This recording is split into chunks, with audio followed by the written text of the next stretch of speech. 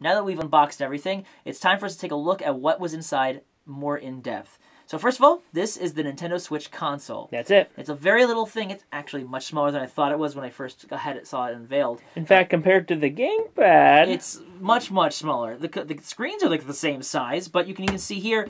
You know, it's much smaller. This could eat that, and this doesn't even play games. Or doesn't boot games for that matter. This does everything.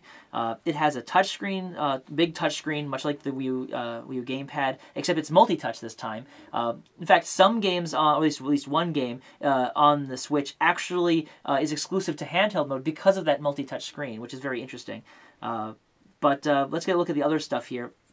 On the top here, you can see that there is some vents here. That helps to get rid of the heat that's going to naturally happen with this much technology inside it. And then over here, you'll see there is some form of headphone jack. Not wireless, but at least it's a headphone jack for when you're playing on the go.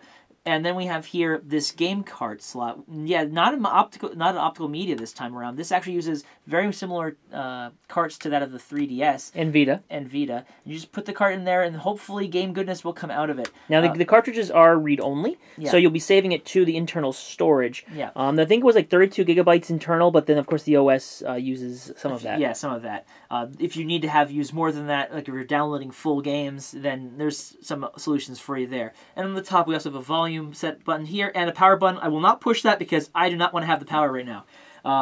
Then over here we have on both sides the rails. These are where you're going to ultimately slide the Joy-Con controllers to turn it into handheld mode. To a handheld console. It's funny when you slide on, you will hear a clicking noise. The snap that you see in all the trailers and stuff. But yeah, there's actually nothing much technological on those sides. It's very just metallic. Over here, I don't really There's nothing going on there. See much there. Just obviously it's a rail that clicks on to the controllers and holds it in place. Now, if we go to the back here, you can see the Switch logo. The Switch logo. It's scratched up from us doing the application of stuff. Don't ask. We have a number of logos here.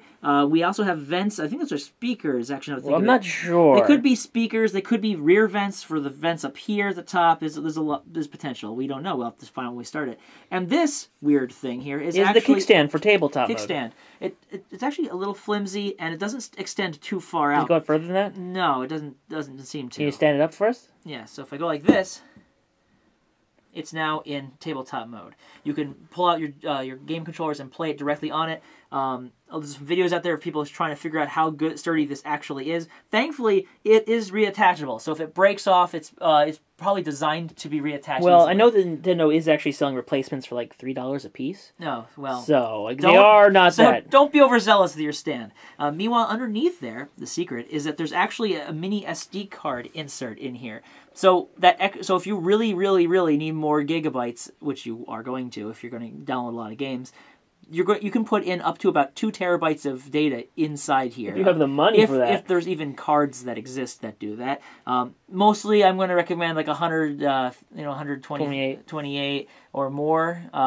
There's going to be a lot of games on the system, but there's going to be plenty of physical media too, so you're not going to have to worry too much about it. So, on the bottom here, we have this thing here, which is the USB insert. That's where you charge it. Yep. And there's also something in the dock when we get to that. You'll see about it. Yep. And so from the just purely external and technology standpoint, that's what this has. It also has a very big amount of battery in here, but it only has about between 2.5 and 5 hours of battery life. But half of this thing in innards, from what I've seen in pictures, is battery. So they couldn't fit any more in there. I'm surprised I wonder if they had just doubled the thickness, how much more battery life they could have fit in. It would get really hot. It would just get super hot. You can burn through walls. All right, so I'm gonna put this off to the side and go further into the controllers. Contents. These are the Joy-Con. These are the main controllers for the Nintendo Switch. They are very much like, I would say, like the Wii Remote and Nunchuck configuration, except wireless entirely. Yeah, there's nothing there. Yes, on top of they actually, you notice they're designed very much the same but mirrored in some odd way. They both have joysticks, one at the top and one at the bottom. They both click. You have a D-pad-like setup of buttons on both sides, one at the top and one at the bottom. And you will also see there's an R, if you move it up closer, you can see that there's 2 R and 2 L buttons for each of them. Yeah, these are the Z, L, and the ZR buttons. Yeah, ZR. And so you can use that as you see fit. But what's more interesting also these the The minus and plus buttons are the start and select. Start and select buttons. You'll see there's a little bit of differences in these controllers as you go down to the bottom. One of them has the home button, as you can see right there. Clicking that goes up and opens up the menu screen, whereas the other Joy-Con has this other button, which is actually the capture button. At launch, it's going to take screenshots. We'll show you how that works, and you can then share it on your social media devices. Yep. And so there's that. And on top of it off, what you don't see is that one of them has an amiibo functionality. Yep, and this one has the near-field communication reader, I think somewhere around here. Yeah, so if you can pull out your... Amiibo, you can scan it right there. Yep, and to top it off, there's also a bit of an IR reader on the bottom of that same Joy-Con. So it can determine like simple shapes and distance from it. Yep, haven't seen too many games make use of that, but I have a feeling Nintendo's going to try something. Also, they both have motion controls. There's something that we can't show you directly right here, though. It's something called HD Rumble. Yeah, apparently you can feel amazing things. We'll take a look at that, and you have to really feel it to believe it, I guess, is what we're being told. So we'll have to see what that feels like. Now, of course, we haven't even gotten to the more interesting part of this, as we would see in the Switch, and that is that these devices can slide onto the system with that rail on the side. And there's also... a secret to this system is that you can actually use these Joy-Con as two separate controllers. So what happens is that on the top of these rails, you can see R and L buttons for each of them, or SL and SR buttons. So in this way, you can take this comes with the system as two controllers that you play as one, like a Wii Remote nunchuck, and separate them into two more like the traditional Wii Remote controllers on their side. There's also, of course, some... add-ons to make this more usable. Yeah, just show me. We'll just put one on for now. Yeah. This is the strap. You can see it works on both sides. You see this one says minus. This one says plus. This one says plus. So I have the plus one here. So we match the plus. Use the plus right here. I know they're both. Look. They can flip them backside. Those. You've learned something today. I have learned that the left and right can be used in the same way. they are the same one. You can buy these separately. They do come with them, so you don't have to buy them. They come in black. Mm-hmm. There's gray and blue and red. Oh, by the way, we have the gray ones if you haven't noticed by now. If you're colorblind, that was the revelation, I'm sure. Okay, so they slide on like this, and then also they don't tell you about this, but there's a little guy back here. You push it in, and it locks in place. Yep. And you put it on like this, and you push a button, and there you go. This is for all those motion-based games like for 1-2 Switch and also Just ARMS. Just Dance too. ARMS, I think you're supposed to hold it like this, I believe. But if you hold it like this, now we have it like this. I guess I would have to put this on the other arm for it to work. But anyways, the point is, I won't even do that. Is that not only can I use it with the usual sideways joystick buttons, but also the SL and SR buttons are now much bigger and much easier to click, and also there's more of a grip for my big hands, so it's much more comfortable. And also, again, there's one for the other controller as well. Yep. And also, by the way, on the back, this little button here. And this is the one right here. Yep, they're the secrets behind the Switch Joy-Cons. They're the reason why it locks in place, and if you push them in, you can try pushing you can get it off like that. These guys are a little tough to get off, but it's much easier to get these guys off of the grip console. And the console itself. Yep. Speaking of grip, this is the Joy-Con grip. This is bundled within the system and is pretty much a piece of plastic with some metal railing that allows you to take your Joy-Cons and bring them into a solid controller piece. Otherwise, you'd have these floating devices everywhere. So let's just slide it on. Make sure you put it in the right way. Now, there's absolutely there's no like wires or circuitry in this device. What actually is going on here? We don't have them on. You're having problems here. Now, you don't actually have. You hear the snap to make sure that it's locked in place. There isn't. These lights that pop out here are actually just reflections of the lights going on inside the Joy-Cons. There's absolutely no technology in these Joy-Con grips. So if you look here, you can see that there's these lights here. They're not on now, but when they turn on, they'll light up, indicating who's playing what. So if you put them both in here, this light will light up saying first player, second player, third player, etc. And as you can see, here it is, the grip controller. It's also known as the pup controller, as I was saying, as I was saying in the video. earlier. But yep, it looks like pretty much a traditional controller. The 2 joysticks, buttons. The buttons here are a little close to this joystick. You get used to it. And yeah, there it is. It stands up like this. It's kind of straight up. Oh wow, that's yeah, it is weird. Odd. It is weird, but it does do that. It's odd, guys. It's odd. It's all right. It's a little odd. Good. Calm down. Calm down. There is one on sale for like $30. That's it's called the Joy-Con charging grip. Same design, except instead of the solid black here, it's like a clear, translucent. Yeah. And also you can plug in, I think, the top or the bottom. I think it's the top. Where you can actually plug in and you can actually charge the Joy-Cons with the grip. This one does not charge your Joy-Cons. You have to only charge the Joy-Cons when you get them is to plug them into the console itself, which we'll do right now. So again, much like before, press the buttons.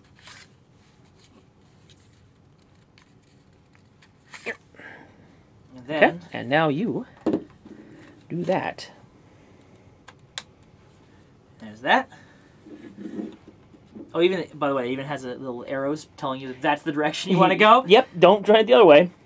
One-way road. And there you go. Now it is in handheld mode. Isn't this a beaut? So you have essentially, now we bring up the gamepad, you can truly see how the two stand apart from each other. Even like this, the two are still quite a bit different in size. This could literally stand on top of the other like that. And it's still smaller, which is shocking given the fact this is the entirety of the platform. So this is what essentially what the Switch is in its full handheld mode. So what can we put it into to make it play in console mode? So here is the last real piece of technology that Nintendo has given us, and that is the Switch dock. It pretty much essentially takes all the contents from the Switch console and then brings it onto a television. Yep. So inside, I'm not sure if you can see it necessarily, but inside is a little input where that connects directly into that USB-C slot that allows it to ultimately charge and ultimately feed directly into your television. Now, granted, you are going to have some extra innards in here to bring that system onto the television, but this is where the magic really starts down here. So let's get inside here. And this is the back. It can actually pop open. Yep. And you can see this is where the innards really come out. So here, if we bring over the HDMI and the AC adapter. So the AC adapter plugs in here. I gotta twisty tie it. Give me a second. Delay us. I'll get the USB or something. The HDMI. Hello, I'm Mr. HDMI. I make your videos happy. That was terrible, Alex. Okay, so here is the USB-C and the wall wart, or the box, whatever you want to call it. And it's the top one. There you go. Yep. And what happens, it runs out here. Okay, now get the HDMI. Mr. HDMI. Here you go, HDMI. Wait, HDMI? Yeah, bruh. That only lasted one season on Fox. Try and plug it in without breaking it. That'd be good. Can you see it? There you go. And then this guy closes. There's a USB here. I'm not sure what it's used for. I don't think we have any use for it yet. We don't have anything for it yet. But this closes up. And now it's all cleaned up. All the wires run cleanly out this one spot, so you can put it anywhere in your entertainment center. Mm-hmm. And it says Nintendo here, and there's also 2 additional USB over here. So this system is really made. This seems to be really useful for whatever, like USB adapters and whatnot.